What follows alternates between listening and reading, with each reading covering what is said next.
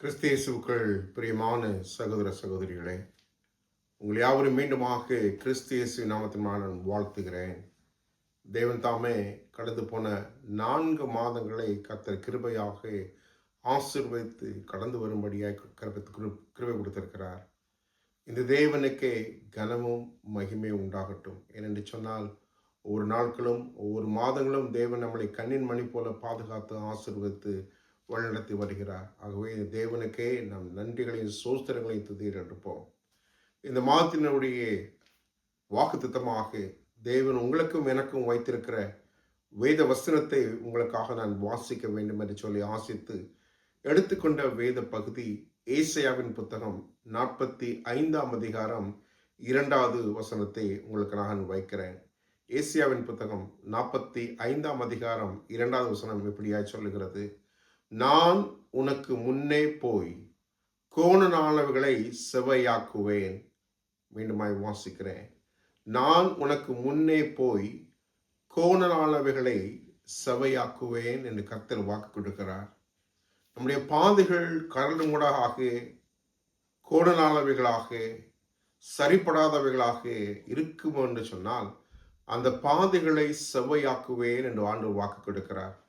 ஒருவேளை வாழ்க்கையின் பாதைகள், இன்னல்களின் பாதைகள், இடையூறுகளின் பாதைகள், சஞ்சலகத்தின் பாதைகள் அல்லது வேறு எந்த சூழ்நிலைகளை இருந்தாலும் ஆண்டவர் அவர்களை மாற்றி கொடுக்கிற வல்லவல்ல தகப்பனாய் இருக்கிறார் என்பதற்கு அனுகூலமான 3 உதாரணங்களை உங்களுக்கு முன்பதாக நான் வைக்க வேண்டும் என்று சொல்லி ஆசிக்கிறேன். சூழ்நிலைகள், சந்தர்ப்பங்கள் எப்படிப்பட்டவர்களாக இருந்தாலும் அவைகள் கோணலாளர்கள் இருக்கும் என்று சொன்னால் அவைகளை சரியாக மாற்றி கொடுக்கிற தகப்பன் நம் தகப்பன் என்பதை அறிந்து கொள்வதற்காக 3 உதாரணங்களை உங்களுக்கு முன்பதாக நான் வைக்கிறேன். முதலாவது உதாரணமாக யாத்திராகமும் 2ஆம் அதிகாரம் 1 முதல் 10 வசனங்களை வாசிப்பேன் என்று சொன்னால், மோசேயினுடைய ஆதி காலத்தினுடைய காரியங்கள் நமக்கு கொடுக்கப்பட்டிருக்கிறது.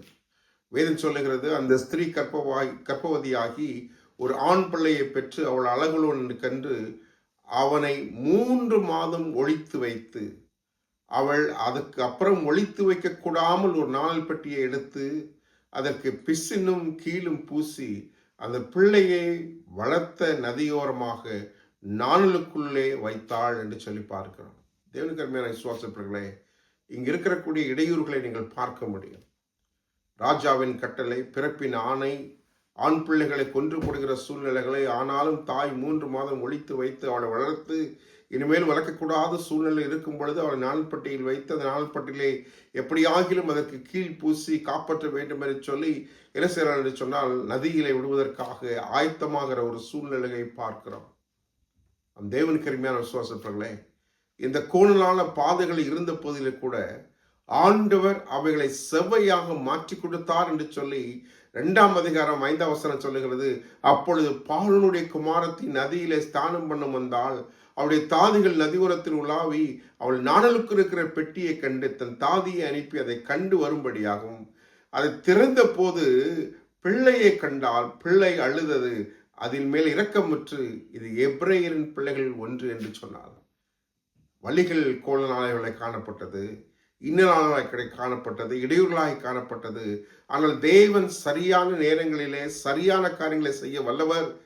அவை கோணலாலை செவ்வையாய் மாற்ற வல்லவராய் இருக்கிறார் என்பதற்கு இந்த உதாரணங்கள் நமக்கு, உங்களுக்கும் எனக்கும் தேவன் எல்லாவற்றையும் மாற்றி கொடுக்கிற வல்லவராய் இருக்கிறார். சூழ்நிலைகள், சந்தர்ப்பங்கள், இடையூறுகள் வந்தாலும் அந்த இடையூறுகளெல்லாம் மாற்றத்தக்கதான கோணலானவர்களை செவ்வையாய் மாற்றக்கூடிய தகப்பன் நம் தகப்பன் என்பதற்கு ஆதாரமாக மோசேயினுடைய வாழ்க்கையை நீங்கள் பார்க்க முடியும்.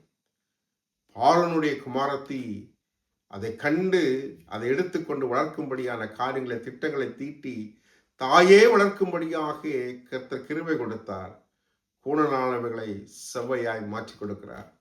தேவனுக்கு அருமையான விசுவாசப்படலை, உங்களுடைய வாழ்க்கையிலும் என்னுடைய வாழ்க்கையிலும் இப்படிப்பட்ட சூழ்நிலை இருக்கும் என்று சொன்னால், இடையூறுகள் இருக்கும் என்று சொன்னால், பலவிதமான உயிருக்கு சேதமான காரியங்கள் இருக்கும் என்று சொன்னால், எப்படி இந்த காரியங்களை செய்ய போகிறோமோ என்று சொல்லி யோசித்துக் கொண்டிருக்கிற சூழ்நிலையில் ஆண்டவர் உங்களுக்கும் எனக்கு சொல்லுகிறார், கோணலானவர்களை செவ்வையாய் மாற்றத்தக்கதான வல்லமுள்ள தகப்பன் உங்களுக்கும் எனக்கும் இருக்கிறார். அவர் முன் சென்று எல்லாவற்றையும் சரிப்படுத்துகிறார் என்று சொன்னால், தேவன் விசேஷமாய் சொல்லுகிறார். மோசே பிறந்த உடனே இப்படிப்பட்ட சூழ்நிலை நிமித்தமாக ஆண்டவர் பார்வோனையும் பார்வோன் குமாரத்தையும் சரிப்படுத்தி தயார்படுத்தி சூழ்நிலை மாற்றி கொடுக்கிறார் என்பதை பார்க்கிறோம். இரண்டாவது உதாரணமாக வேதத்தில் நீங்கள் நானும் மீண்டுமாய் வாசிக்கும் பொழுது கர்த்தருக்கு வேண்டிய ஒவ்வொரு காரியங்களும் கர்த்தர் உங்களுக்கு எனக்கு சொல்லி வருகிறார் என்பதை நன்றாக அறிந்திருக்கிறோம். இரண்டாவது உதாரணமாக நமக்கு தெரிந்த ஒரு காரியம் யோனா கடவுளை விட்டு தூரமாக செல்வதற்காக அவன் பிரயாணப்பட்டு போகிறான். காற்றில் சீற்றங்கள் ஏற்படுகிறது. அவனை தூக்கி கடலிலே வீசும்படியான சூழ்நிலைகள் ஏற்படுகிறது. ஏற்பட்ட போதிலும் கூட வேதம் உங்களுக்கும் எனக்கு சொல்லுகிறது. யோவானின் புத்தகம் 1ஆம் அதிகாரம் 16வது வசனம், அப்பொழுது அந்த மனுஷர் கர்த்தருக்கு மிகவும் பயந்து கர்த்தருக்கு பலியிட்டு பொருத்தனைகளை பண்ணினார்கள். யோனாவை விழுங்கும்படி ஒரு பெரிய மீனை கர்த்தர் ஆயத்தப்படுத்தினார். அந்த மீன் வயிற்றிலே யோனா இரவு பகல் 3 நாள் இருந்தான் என்று சொல்லி பார்க்கிறோம்.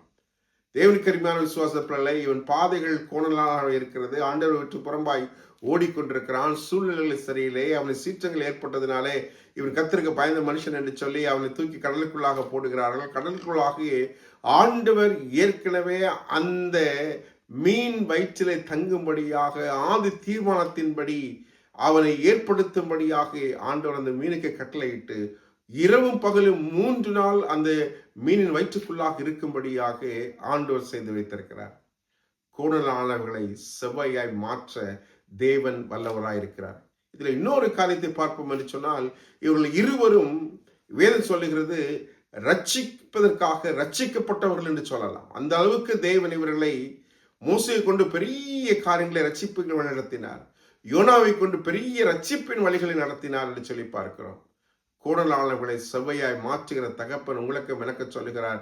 நீங்களும் நானும் இன்றைக்கு சூழ்நிலைகள் எப்படி இருக்கிறது என்று சொன்னால், மற்றவர்களை ரட்சிப்பதற்காக நாம் ரட்சிக்கப்பட்டிருக்கிறோம் என்பதை அறிந்து கொள்ள வண்ணமாக ஆண்டவர் உங்களுக்கு விளக்க சொல்லுகிற ஒரு சூழ்நிலையை நீங்கள் நானும் வாசிக்க முடியும் என்பதை பார்க்கிறோம். ஆண்டவர் மீனை ஆயத்தப்படுத்தி அந்த மீனின் வயிற்றிலே 3 நாள் அவன் இருக்கும்படியாக மீண்டுமாக ஆண்டவர் அறிந்து கொண்டு ரட்சிக்கப்படுவதற்காக அந்த ஜனங்களுக்காக அவன் ரட்சிப்ப மாட்டமல்ல மற்றவர்கள் ரட்சிக்கப்படும் என்பதற்காக ஆண்டவர் அனுப்பினார் என்று சொல்லி பார்க்கிறோம். கோணலாளர்களை செவ்வையாய் மாற்றுவதற்கு அவனை மாத்திரமல்ல அந்த சூழ்நிலைகளையும் அந்த மக்களையும் ஆண்டவர் மாற்றினார் என்று சொல்லி பார்க்கிறோம். அவன் தேவனுக்கு அருமையான விசுவாசப்படல. ஒருவேளை உங்களுடைய வாழ்க்கையில என்னுடைய வாழ்க்கையிலும் இப்படிப்பட்ட சூழ்நிலை இருக்கும் என்று சொன்னால், என்ன காரியமோ இப்படி செய்வோம் என்று சொல்லி ஆண்டவர் விட்டு தூரமாய் போனோம். ஆண்டவர் நம்மளை பின் சென்று நமக்கு முன் சென்று கோணலாளர்களை செவ்வையாய் மாற்றுகிறார் என்பதற்கு இது ஒரு உதாரணமாய் இருக்கும் என்பதை நான் விசுவாசிக்கிறேன். மூன்றாவது காரியமாக உங்களுக்கும் எனக்கும் வேதம் மீண்டுமாய் சொல்லுகிறது. தேவனுக்கு அருமையான விசுவாசப்பர்களே, மத்தேயின் புத்தகம் 14ஆம் அதிகாரம் 28, 29 வசனத்தை வாசிக்கும் பொழுது பேதுரு அவரை நோக்கி, ஆண்டவரே நீரே ஆனால் நான் ஜனத்தின் மேல் நடந்து உம்மிடத்தில் வர கட்டளையிடும் என்றான். இப்பொழுது என்ன நடக்குதுன்னு சொன்னா, ஆண்டவர் இந்த சீசன்லாம் படகுல போயிட்டு இருக்கிறாங்க. ஆண்டவர் கடல் மேல் நடந்து வராரு. நடந்து வரதை பார்த்த உடனே, ஆண்டவரே அது நீரானால் நானும் அந்த ஜலத்தின் மேல் நடந்து உம்மிடத்தில் வர கட்டளையிடும் என்று சொன்னான்.